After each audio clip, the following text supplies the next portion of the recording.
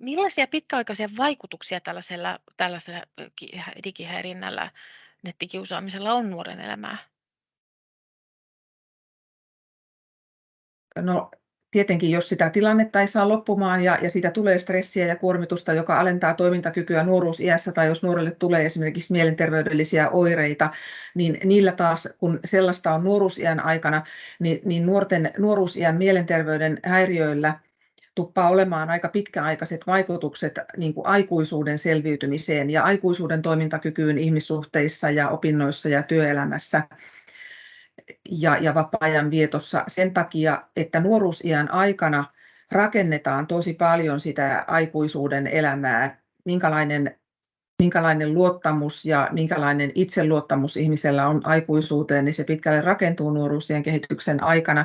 Ja samoin sitten nuoruusiän kehityksen aikana tehdään ihan hirveät määrät valintoja ja saavutetaan valtavasti niin kuin aina vaan seuraavia kehityksellisiä virstanpylväitä. Ja jos nuoren elämässä on joku hyvin voimakas stressitekijä, joka pitkäaikaisesti ja merkittävästi alentaa hänen toimintakykyään tai johtaa oireenmuodostukseen, niin se haittaa näiden kehityksellisten virstanpylväiden saavuttamista ja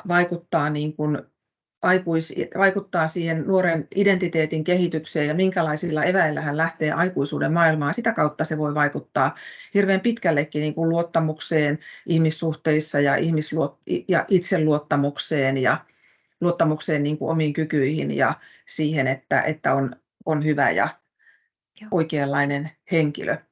Kyllä. Onko olemassa tutkimusta siihen, että vaikuttaako se myös näissä työsuhteissa tai työssä jaksamiseen tai tällaiseen? Onko sitä tutkittu, tiedätkö?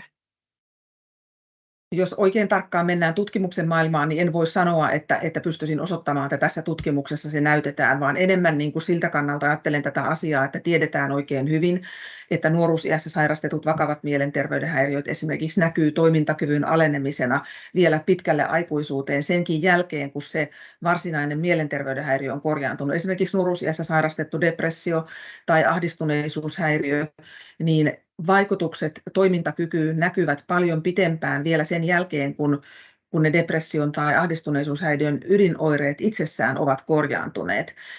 Ja siltä pohjalta luonnollisesti on aihetta olettaa, että mikäli tämän sairastumisen taustalla on sitten esimerkiksi tämmöinen niin kuin digitaalisten medioiden kautta koettu pitkäaikainen negatiivinen kampanjointi yhtä vastaan ja tämmöinen, mitä nyt tässä sanotaan digihäirinnäksi, niin tietenkin se voi vaikuttaa. Eli mä ajattelen nyt koko ajan sellaista pitkäaikaisempaa ja laajamittaiseksi paisuvaa nettikiusaamista tai sellaisen tunnusmerkit täyttävää häirintää. Kiva, että nuorten mielenterveys kiinnostaa ja onnea kampanjalle.